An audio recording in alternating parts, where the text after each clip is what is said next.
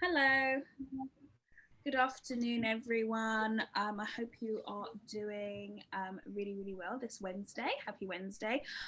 You are joining us again for a wonderful new live in conversations with.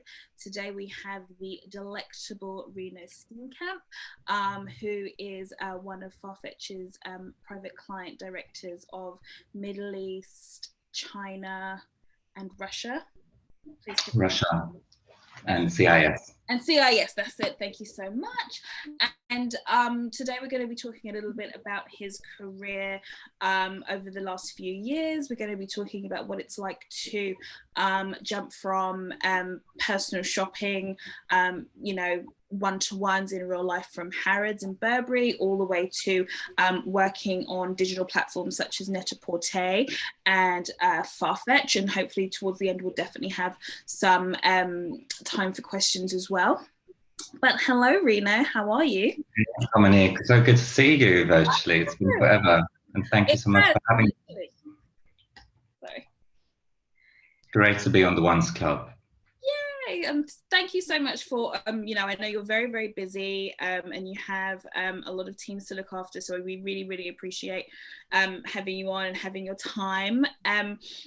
So thank you so much. So I think everyone would, and I've had a few people already sort of message me, by the way, knowing that we're doing this talk, and they're really excited. No pressure, but they're really excited because I think you're very well loved within the industry, clients and colleagues alike. But I think it would be great for everyone to know a little bit about your background and how you came here. So do you want to give us just a little snapshot into what it is that you do now and how your journey is essentially to get here, what that's been like?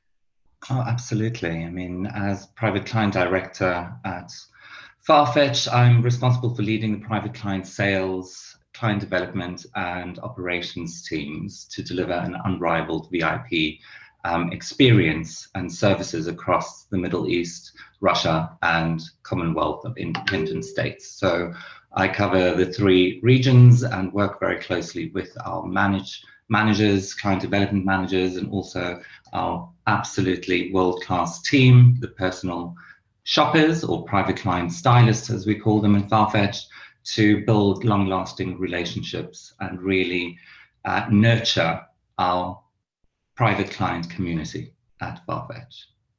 Absolutely. And within my career spanning over 20 years, I'm giving away my age here.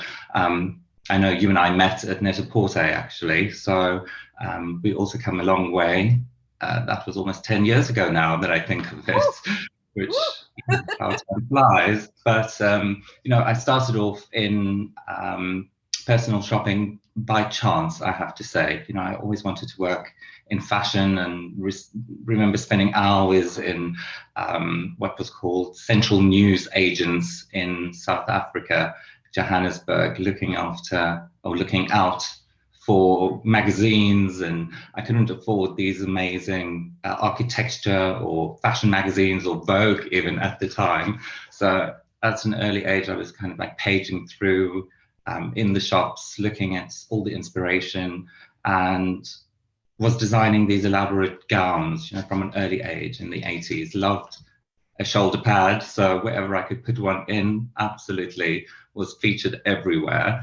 And this led me to study fashion design, buying and marketing, and that naturally kind of progressed. But my first real job in fashion was working as a shop floor assistant in Johannesburg. And at the same time, I was trying to also build a brand with a friend of mine from college, and we did quite well in our spare times, basically designing and working on commissions. We dressed TV presenters and also some musicians, styling for music videos.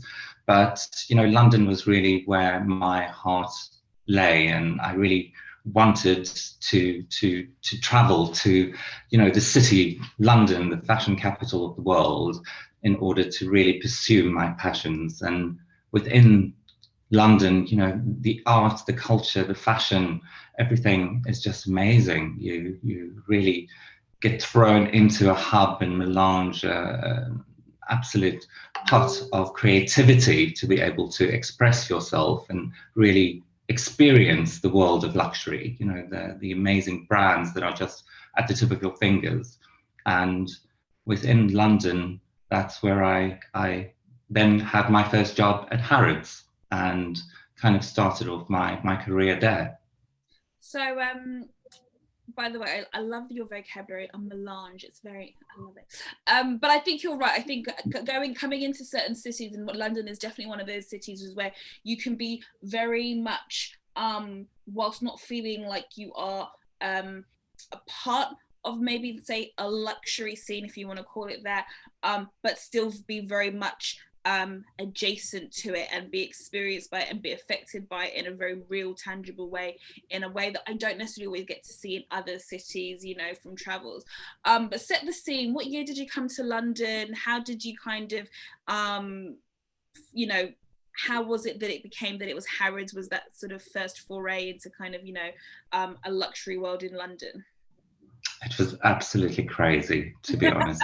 Actually, now that you ask, I remember how I actually got the job at Harrods, and it was through a Gumtree advert, which was crazy. And literally, they just advertised looking for a customer care agent, somebody that's good with people and can troubleshoot. And that was literally how I got the job, and went for my interview on a Thursday, and literally had to borrow a shirt from a friend, a tie, and get all dressed up for the interview. And literally they offered me the job right there and then, and I started on Monday. And, you know, Harrods in London is where everything started, and in the call center, I worked my way up through the ranks, and eventually I found myself working in client relations, and within that, managing the Harrods Rewards loyalty program. And that's really where the opportunity came up to work with the personal shoppers and their high net worth clients, redeeming their Harrods Rewards points, and, you know, making things happen for them as quickly as possible so that they could service their clients. And I started to get to know the personal shoppers very well. And to be honest, I was, you know, mostly being called to troubleshoot and sort out problems or when things went south. And as I over the years, made quite a few contacts, I was very easily able to resolve any issues that happened. And within that, you know, I'm having a few flashbacks now, and I'm sure you can relate to the times at Net-a-Porter, you know, lastminute.com, fashion emergency. And within that, I then had the opportunity where they approached me to be the maternity cover for their client relationship manager. Within by appointment personal shopping at Harrods, and of course jumped at the opportunity, and that was really the turning point. I was hooked, you know, seeing the personal shoppers interact with their clients, the way I mean, the long hours, never mind closing the store after hours for specific clients, and the absolute discretion that they had to work with these high net worth individuals and amazing clients was just incredible for me. And I didn't quite know how to become a personal shopper either. You know, you don't really train to be a personal shopper. There's no real courses as such. You know, there's styling and there's, but it's so much more. It's not just fashion and having the styling expertise. It's also about nurturing relationships. And, you know, within that, I eventually moved on and joined Burberry Private Client, where I stayed for a few years and moved around from different stores, meeting again really incredible clients, but also, you know, working for an amazing prestigious brand, which led me to then join Net-a-Porter, who at the time was still starting off their personal shopping team, where you and I met as well. And from there on, I worked up to global head of personal shopping, and now joined FARFETCH. Yesterday was actually my third year with FARFETCH here in Dubai. Thank you very much. And now managing a team of over 30 stylists and client development managers across the 3 regions. Just a casual number of 30, that's fine. And we've grown, you know, from 0 to hero, let's put it this way, over the last few years, which has been incredible. and so unexpected, I have to say, and given me so much opportunity, which I'm very blessed for, especially, you know, from my humble beginnings back in South Africa.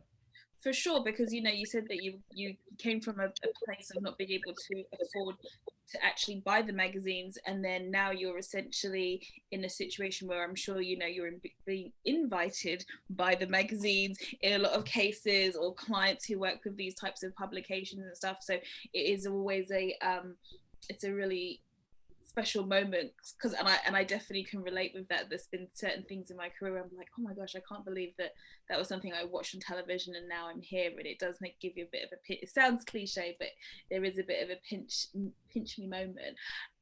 So you know, going from Harrods to Burberry to Porto, I imagine that the clientele there, high net worth, of course, there's still a bit of a difference. Like, for example, I know that I've met some people from Harrods, and you know, from by appointment, and they would be doing everything, you know, from doing, because it is obviously a department store, it's multi-category. You could be sort of doing like huge pieces of art, you could be doing interiors, as well as sort of doing ready to wear. It's so varied. And then maybe to go somewhere like Burberry, I imagine is you know, Burberry has a real it has a very specific clientele in terms of, you know, people who shop Burberry really love Burberry, and it's a real investment intent type of thing. So how do you find navigating the clients and kind of introducing them? You know, I'm sure a lot of clients have grown with you, moved where you've moved, because you know, you have the relationship. So how do you find navigating those different brands and platforms? Yeah, absolutely. And I mean, I think this is where building that relationship with the client, as we know, as personal shoppers, is very important. And being able to cater, you know, clients shop everywhere. So at Harrods, it was a lot of homewares, interior design, of course, your high-end brands or jewelry pieces. At Burberry, yes, being a mono brand was a little bit challenging, but being able to, you know what your clients want and having that understanding of them to be able to offer them the best pieces or the exclusives which really resonated with them. Or, you know, being able to shift as well with Burberry into kids wear, which was a very big category, and being able to cater and have clients come in and shop, you know, full wardrobes for their clients, although maybe buying a couple of trench coats for themselves only. And, you know, the collection's not always resonating, but, you know, having that relationship with the client and being able to pivot and knowing what they would like and making suggestions and building on that trust and not taking advantage is always very important. You know, I always feel authenticity is so important, and not just pushing product on your client, but kind of taking a holistic view of what will complement them and how you can enhance that experience. And with Burberry Regent Street at the time opening up, they had an amazing restaurant whereby you could bring in your clients and a private suite at the top. So even though they may not have been the wide range of product to offer them, you could give them that experience to really look for again and come back for again and again. Absolutely. And you also mentioned it earlier as well about this idea of kind of really providing an experience with the client and understanding what they need, and it goes a long way. So much of what personal shopping is, you know, because there are no courses, and you know, for those who are thinking about wanting to get into this industry or about to, or just starting, you know, so much of being a personal shopper is you know, being a bit of a sales and marketing expert. It's about being a bit of a behavioral psychologist almost. You know, there's so many different things that play into it, and including, you know, the whole picture. And sometimes personal shopping isn't just about the shopping, it's about the lunches, it's about, you know, taking them into these beautiful areas to really get them to open up, be themselves, to really find a connection, which I know is something that you do very, very well. And I've seen, you know, as you said, we work together, and we used to sit next to each other. In fact, so I used to hear you on the phone and speaking with your clients as well. It always struck me that your clients always seemed like friends, always. No matter who the client was, no matter how long you'd known from them, I think you had a very easy warmth and connection with them that also, you know, so it never really felt like it was sales, you know, it was more just like we're having a chat. Absolutely. We're having a little talk. Yeah. And it always struck me, and is that something that you took from being shop floor and moved it to digital? Did you find that easy, in fact, to do, because all of a sudden you went, well, not all of a sudden, but, you know, going from being in person and kind of managing those relationships to mostly only talking to your clients on email and phone, I'm sure must have been a transition. Oh, absolutely. I mean, throughout my career in clienteling, I've seen it evolve constantly, Yeah. you know, from more traditional techniques when I started at Harrods, although everything was very text, phone or mobile back then, to now, dare I say, more digital in a way. You know, everything is on different platforms, from Google Meet, Zoom, live streaming on Instagram. So it's very, very fluid, you know, and finding the best balance and how to serve your clients is very important, and how do they want to be served.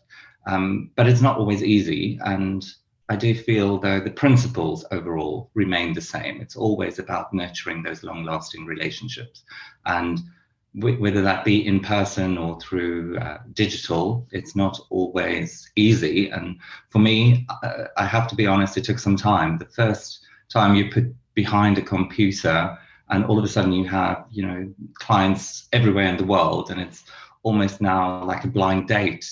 Yeah. I was dumbstruck. You know, picking up the phone was the easiest thing, say in Burberry or Harrods, and all of a sudden you're at Net-a-Porter at a desk and you have a phone and email, and you kind of like need to become very creative in how you go about reaching out to clients. But when you meet in store, you have that face-to-face ability, or, you know, having a coffee and immediately put a face to name. And this shift to digital began very suddenly for me. And all of a sudden I have clients based all over the world, and now I need to find ways to engage and connect in different ways or different tools. I'm not the most technical person, so it took a while to kind of navigate and get to learn, you know, how to engage. But for some personal shoppers, I think the pivot is very, very seamless, from shop floor to digital or vice versa, and it just comes natural. But I feel a real passion for people and creating opportunities to understand your clients' needs is absolutely crucial and essential. So once you have that, you almost become like a confidant, really. You play different roles at different stages throughout, and it can take a long time. It can take years to really connect with your clients.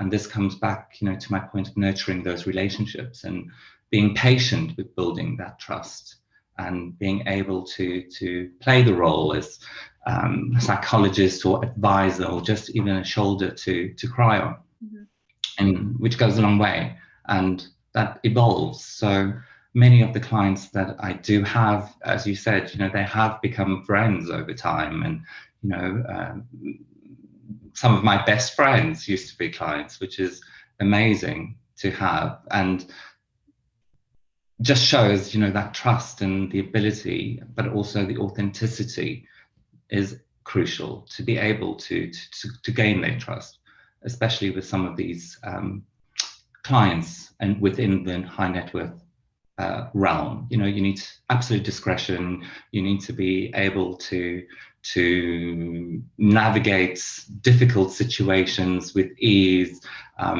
and really ensure that when they do have a problem, which does happen every now and again, you know, there's not just a fashion emergency, but it could be anything and everything, you're able to resolve it and be very discreet in how you manage it going forward. And nothing is too big or too small in the lives of a personal shopper, as you know. Absolutely. It ranges, nothing too big or too small. Absolutely, and I'm sure you've got 1001 stories. Explain that. I think I had a few stories as well there.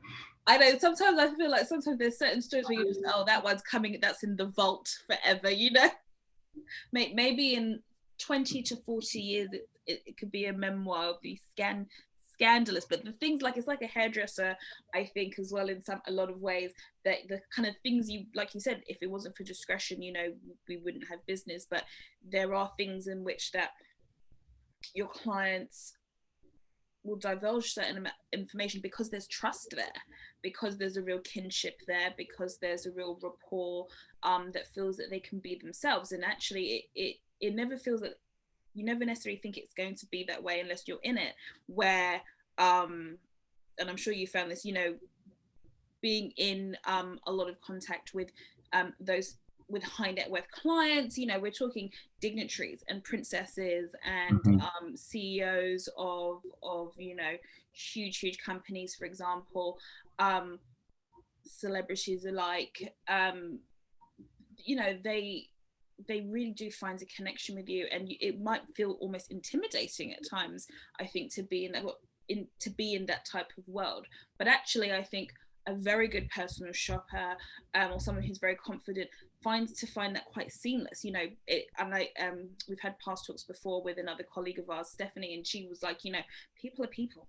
People want to be, absolutely, people are human, and we're all human, and we all want to be treated like humans. And I think that is also, like, it's such a basic concept, but it's very true for personal shopping, is like for everything really, but in personal shopping I think that usually is the key.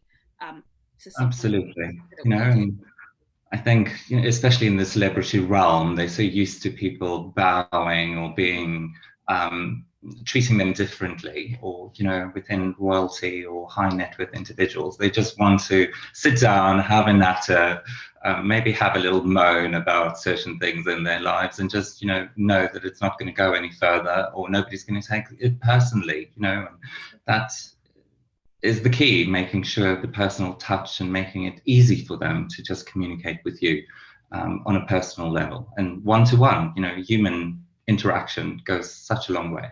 Yeah, for sure. So with you now obviously heading up a team of at least 30 and growing, and coming from management previously, how did you find the transition of going from a personal shopper of 1 to personal shopper of 30? And what I mean by that, because I've had that experience as well, of going from, you know, essentially manning my own ship, and then having to manage it with a huge team, and realizing, you know, the adjustment of what I do in my day-to-day job is very different to what I now do as running a team. And how is that for you, kind of just taking on that responsibility and shifting what you know and putting it into like your team effort? No, absolutely. And I think, you know, within my role now, it's really evolved. And even at Net-a-Porter, you know, managing a team of, say, 10, 15 to managing a team of 13 now is vastly different, and different functions. And, you know, you need to inspire your team always to greatness. You need to make sure that you lead, and that you're the wind in their sails, because it's not an easy job. It's not always, things don't go to plan. You can strategize as much as you want, but especially in, you know, events over the last year, you need to be agile. Things change, circumstances dictate how the business may run, or how your clients react, and as such you need to find different ways. And I think having that growth mindset, being able to really, you know, grab any difficulty by the head and just shaking it and going, okay, this isn't working, let's do something else, and giving them the freedom to be able to express, but also be creative and think outside the box. And nothing is too big or too small. You know, we're there to help nurture and drive the business, but we're all individuals with such amazing ideas. And I think creating that freedom and openness with your team, so that everybody is contributing towards that common goal, is very important. And with my time at Burberry, Angela Ahrendts, and I'll never forget this, you know, had a talk one day, and the takeaway there was, you know, we all talk about the connection with our customers and how to drive the business, but nobody actually talks about having that connection with your team and your colleagues, and how that is so important to work towards a goal. And I try and instill that with, you know, everything I do within my team, keeping connected with them individually as well. You know, as a team, we can thrive, and individuals contribute to that. which is very important. Absolutely, and I suppose, you know, in all these different situations, whilst you're all there as a collective to, like you said, to do the same thing and to drive sales, etc., and grow the business, everyone has a different approach to that. Everyone has a different personality. Everyone is, you know, you can have lots of different personalities that are driven for lots of different reasons, but all trying to get to the same goal. So you want to be really attentive to that. Whilst trying to kind of have everyone sort of on the same page to a certain extent, which I'm sure is not, which I personally don't feel necessarily is always the easiest thing in the sense, but I think when you really get a nice balance and like the team know that you're there for the team, it makes huge differences in terms of what you can achieve. Definitely, yeah. Ultimately, we're all in it together, and as a team, you can do great things. You know, you're only as strong as your weakest link, the cliche says, but it's very, very, very true. And you need to have that openness for everyone to contribute. There's no such thing as a stupid answer or a bad idea. It's about, you know, how can we make it happen? And that in turn then creates an environment where you can thrive and grow, and it plants a seed to then spread, and from there you can only reap even better ideas. So I believe that 100%. Yeah, absolutely. And also I really like, you know, I always used to I think kind of trying to maybe in my, what should I say, trying to sort of, you know, get to a certain point in my career or where I thought I wanted to be. I think you're always trying to have as much information, or, you know, not be the smartest person in the room, but kind of really try to kind of think that there's almost like a point where you feel like you know everything, and then the realization is that you to really be the best of what you want to, of who you are, or the best that you want to be, is to continue to want to learn. And so to really, like, there's no end point, essentially. There's always going to be something new. There's going to be someone with a different idea, or is going to be able to show. And I actually love that now. I love being told something that I've never seen before. I love being shown a software that I'm like, oh, what is, you know, because I'm realizing it's just, it adds to the pot, and it richens your experience now.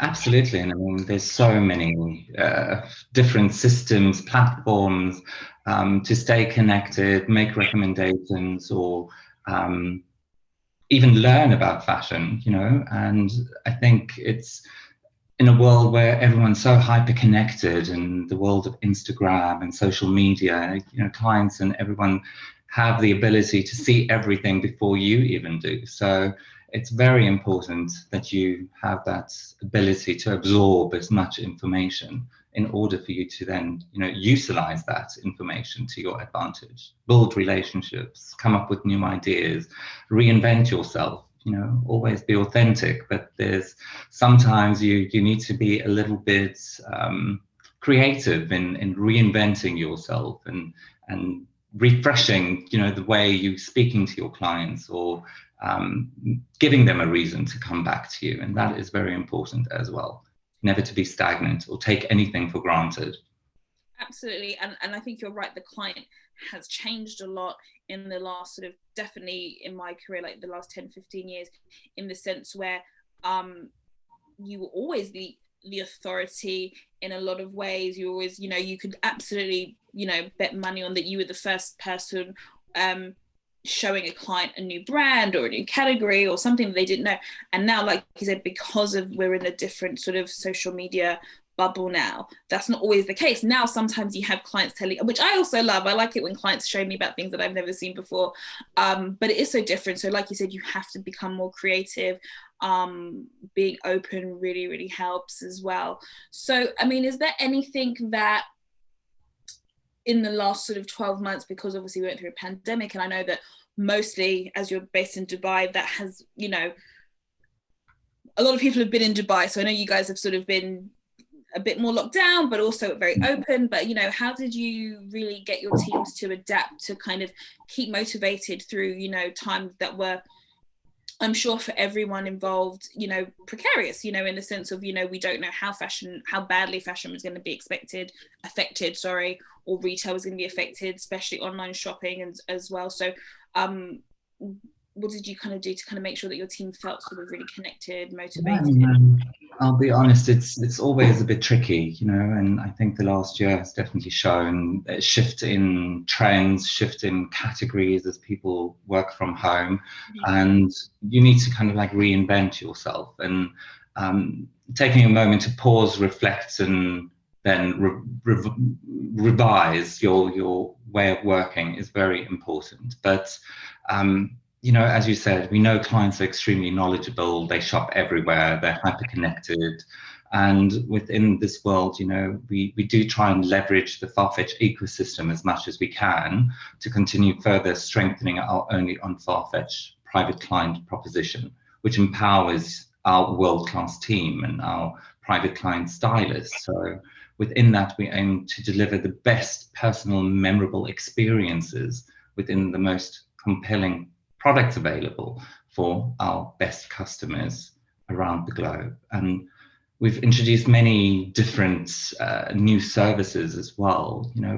Even though our teams are hyper connected to fashion and always ahead of the trends, we utilize our boutique and brand network across the globe to access information, training, and updates to educate and enhance the stylist's expertise and ensure services are available to our private clients, such as Fashion Concierge, which is, I think, probably our hero service, I would say.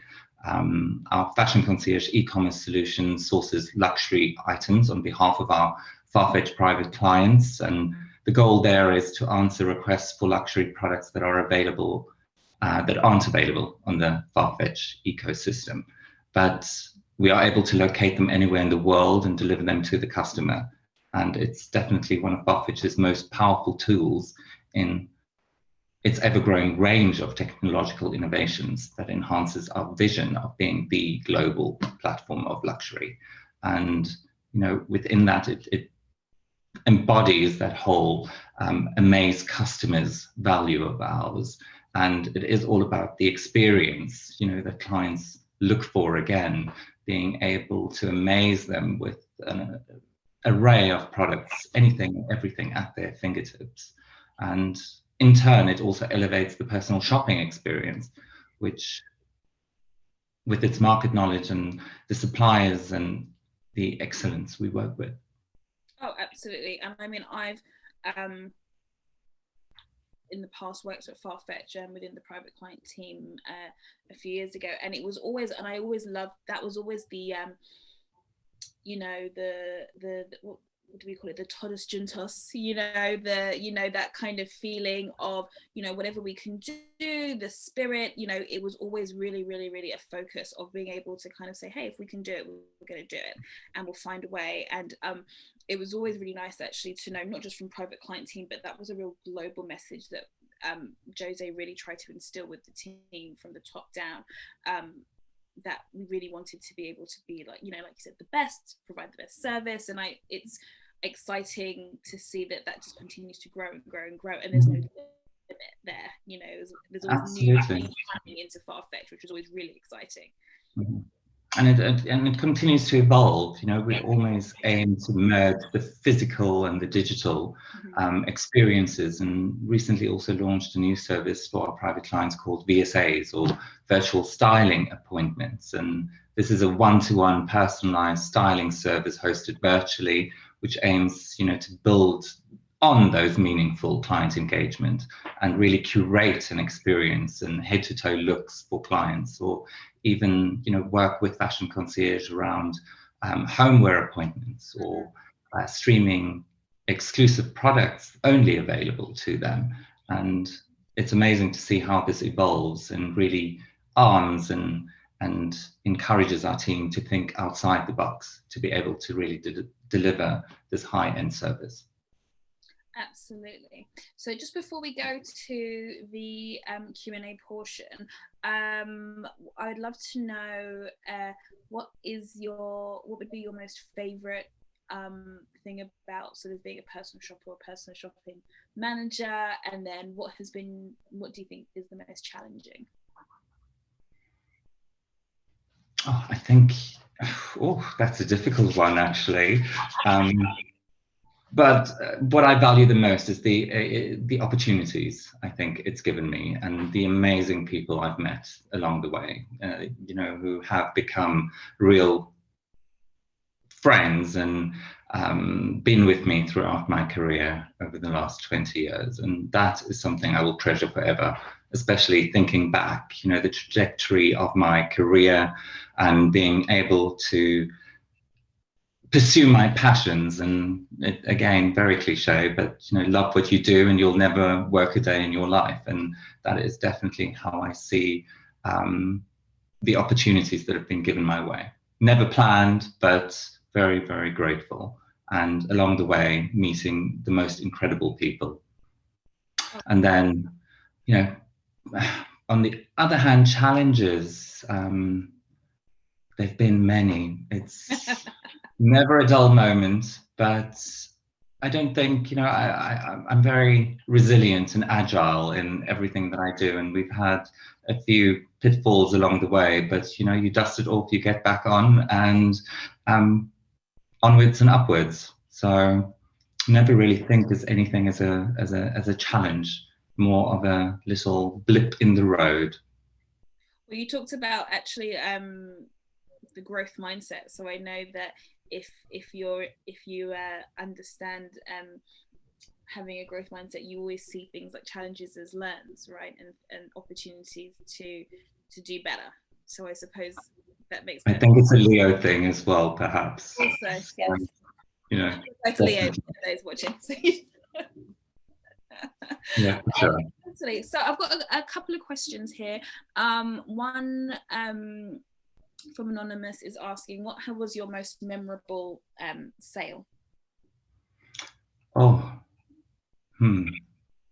there were a few, but I think, you know, the ones that really stand out are the ones where you've really worked very hard to find that special piece for a client. And it was actually one of my longest standing clients and probably most favorite, and I won't mention names, but very prominent lady. And she was going to a wedding, and very prominent wedding as well.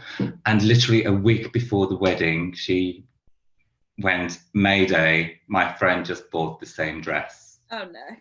And had to really, everything I recommended just didn't work, and literally had like 2 days before the wedding and found her this amazing dress, which I then had to literally fly over and get to her in time, which was amazing. So that definitely stands out. And not the most expensive thing I've ever sold, but definitely the most memorable. And since then, I think it also cemented our relationship, where we are now really good friends. And I've come to know her family and really part of her, how shall I say, small network of friends, and see her at least once a year. It makes all the difference when they know that you come through and you save the day. And like you said, it might not have been the most expensive, but I think, you know, a client will never forget the time that someone flew a piece over for them so that they can do. And here's the thing, you know, these, in the grand scheme of things, sometimes you're like, if you're not in that kind of bubble and what have you, but like that's a huge deal. And a lot of the time it's because we have clientele that are super time poor, so to be able to kind of go above and beyond in that type of way is really, really appreciated. And those are always my favorite type of stories, because you always feel like it's never going to happen, and then somehow you're there. Absolutely. You know, with a garment bag. And I mean, with that as well, on the back of this, she introduced me to her sister, her husband, her brother-in-law, and the whole family eventually shopped with me, which, you know, over the amount of years is incredible, and becoming really good friends, and them having me on the fingertips, any questions, any recommendations, that is amazing. So that really stands out and just shows it's the small things that really make a difference. Absolutely. We have a great question from one of our ŌNCE Club members, actually, Gennady. I'm so sorry if I've pronounced your name wrong, please forgive me. Nowadays, the competition among personal shoppers is high. What advice would you give to a person who is looking for a job currently in this arena? Absolutely being authentic, playful, and making sure you stand out from the crowd. I mean, not just do clients shop everywhere, but as a personal shopper or somebody that's trying to maybe change from one industry to another, or from a particular company to another, it's definitely making yourself stand out. And especially at the moment, you know, with the world in chaos and everything that's happened, you need to be able to really show your individuality, but come across authentic, and don't try too hard. You know, be yourself.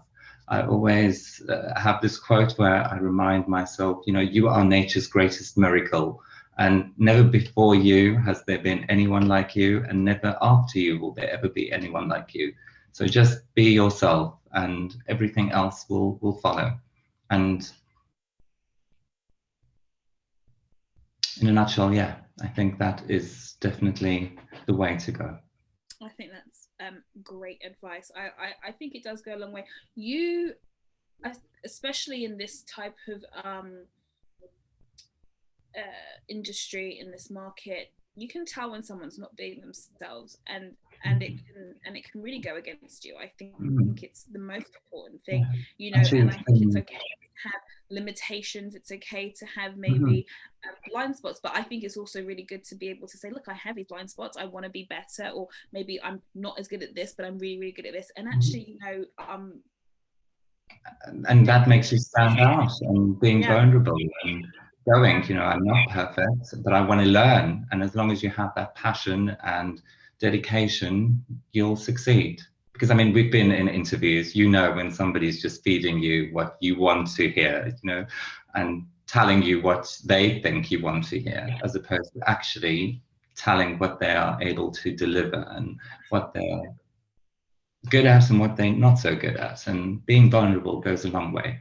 And on the back of that, you know, you build the trust again, and it's on building trust. You have 5 minutes in an interview from when you start to gain that person's trust. And for me, the only way to do it is by being authentic. Be yourself and be natural, and don't be afraid to highlight your flaws.